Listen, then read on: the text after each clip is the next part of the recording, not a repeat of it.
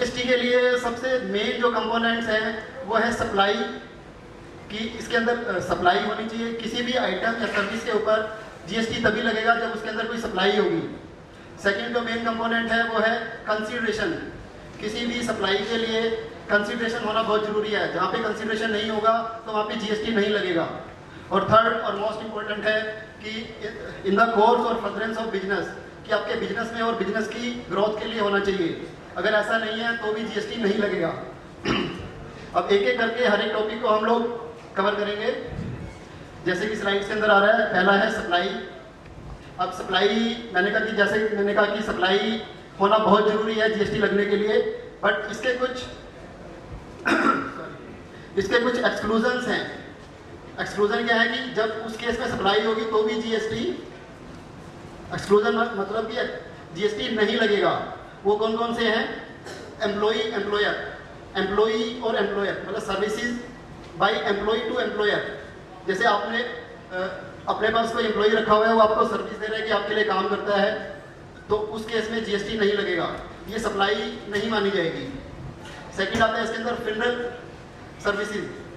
तो गवर्नमेंट ने कहा है कि भाई साहब आप पैदा हो गए और आपके मरने तक हम लोग जीएसटी लेते रहेंगे। जब आप मर जाओगे उसके बाद जो भी सर्विसेज लगेंगी, जैसे आपको गाड़ी लेके जाएगी या वहाँ शमशान घाट में जो भी सर्विसेज होंगी उनके ऊपर जीएसटी नहीं लगेगा। सिर्फ ये वाली एक्टिविटी छोड़ी है, अदरवाइज कुछ नहीं छोड़ा, सबके ऊपर जीएसटी लगेगा। और थर्ड है सेल ऑफ लैंड। लैंड के ऊपर पहले से ही स्टैम्प ड्यूटी लग जाती है, तो इसलिए जीएसटी लगने का सवाल ही नहीं है। बिल्डिंग भी है, बिल्डिंग में एक एक्सेप्शन है, आप बिल्डिंग भी सेल करेंगे तब भी जीएसटी नहीं लगेगा। लेकिन अगर जैसे आपने बिल्डिंग की कंस्ट्रक्शन शुरू करी और उसमें आपने पेमेंट पहले ही ले ली, एडवांस में कुछ पेमेंट ले ली, सपोज करो आपने कुछ एक बिल्डर है उसने प्लॉट खरीदा, उसके ऊपर चारों फ्लोर के लिए एडवांस पेमेंट लेनी शुरू कर दी, तो उस केस में जीएसटी लग जाएगा। लेकिन अगर आप कंप्लीशन के बाद पेमेंट लेते हैं, आपकी बिल्डिंग पूरी कंप्लीट हो गई और उसके बाद पेमेंट लेते हैं, तो जीएसटी नहीं लगेगा। और जहाँ पे जीएसटी लगेगा उस केस में एक और क्लैरिफिकेशन है। क्लैरिफिकेशन ये है कि उसके ऊपर जीएसटी 12% लगेगा और आपको कोई जितने भी आपके एक्यूमुलेटेड इनपुट्स होंगे उनका भी रिफंड नहीं मिलेगा। सेकंड आता है सर कंसीडरेशन। जैसा कि मैंने कहा कि एक जीएसटी लगने के लिए कंसीडरेशन भी होना चाहिए। अगर कंसीडरेशन नहीं होगा तो जीएसटी नहीं लगेगा। कंसीडरेशन मनी में भी हो सकता है, अदरवाइज भी हो सकता है। अदरवाइज जैसे कोई बार्टर सिस्टम है, एक्सचेंज सिस्टम है, तो वो उस केस में भी हो सकता है। सेकेंड पॉइंट है कंसीडरेशन। तो कंसीडरेशन जहाँ पे नहीं होगा तो जीएसटी नहीं लगेगा, बट उसके कुछ एक्सेप्शंस हैं। जैसे कि आप स्लाइड में देख पा रहे होंगे, permanent disposal of business assets. अब बिजनेस एसेट्स कौन सी हुई?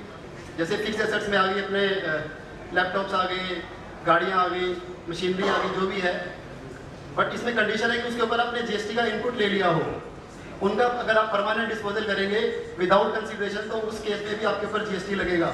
एक एग्जांपल देता हूँ, जैसे कि किसी एम्प्लॉयर ने अपने एम्प्लॉई को, कई कंपनीज में होता है, जैसे उसने कोई लैपटॉप था उसके पास था और एंड में जब वो रिजाइन करके गया तो उसको फ्री में दे दिया।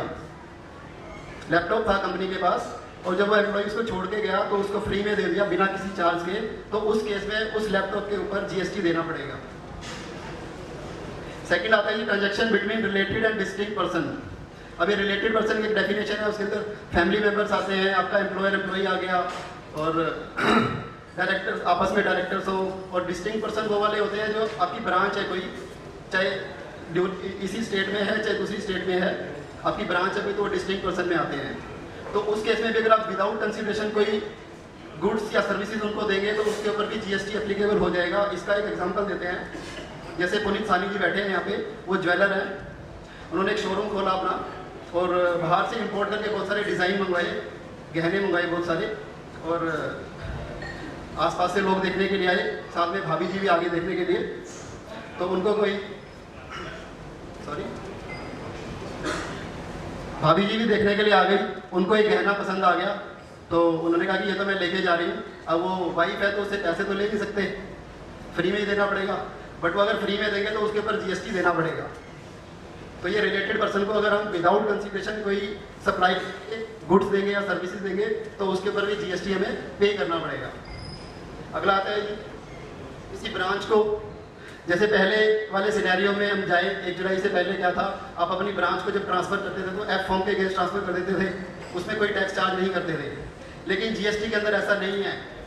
अगर आप इंटरस्टेट मतलब इस जिस स्टेट में आप रजिस्टर्ड है उससे दूसरी स्टेट में आपकी कोई ब्रांच है और उसको कोई सप्लाई इशू करते हैं तो उसके ऊपर आपको टैक्स चार्ज करना पड़ेगा। अगर आप बिना टैक्स चार्ज करे करते हैं तो अगर बिना कंसिडरेशन के भेजते हैं कि आपने कोई वैल्यू चार्ज नहीं करी तो उसके ऊपर भी आपको जीएसटी पे करना पड़ेगा। और एक आता है इसके अंदर प्रिंसिपल एजेंट ट्रांजेक्शन, सेम जैसे ब्रांच है वैसे ही प्रिंसिपल एजेंट है कि अपने एजेंट को अगर बिना कंसिडरेशन कोई सप्लाई करी है तो उसके ऊपर भी आपको जीएसटी पे करना पड़ेगा। लास्ट आती है इसमें import of services from related party. तो आपका यहाँ पे ऑफिस रजिस्टर्ड है, आपका कोई रिलेटेड पार्टी जो है वो फॉरेन में है और वो आपको कोई सर्विस देता है और वो बिना किसी कंसिडरेशन के देता है तो उस केस के अंदर भी अपने को जीएसटी पे करना पड़ेगा। तो ये हो गया कंसिडरेशन के एक्सेप्शन मतलब इन केस में अगर विदाउट कंसिडरेशन आपको सप्लाई करेंगे तो उसके ऊपर भी जीएसटी एप्लीकेबल हो जाएगा। थर्ड आता है कोर्स और फर्दरेंस इन बिजनेस। आपके बिजनेस के लिए और आपके बिजनेस की ग्रोथ के लिए होना चाहिए। इसका एक एग्जांपल है सर, इसकी एक्सेप्शन देता हूँ उससे आप समझ जाएंगे। जैसे मेरे पास कुछ ज्वेलरी पड़ी थी, मैं लेके गया मार्केट में, पुनीत जी के पास चला गया, मैंने कहा ज्वेलरी है ये ले लो, तो मेरे लिए सेल हो गई, वो मेरे को कंसिडरेशन भी मिलेगा।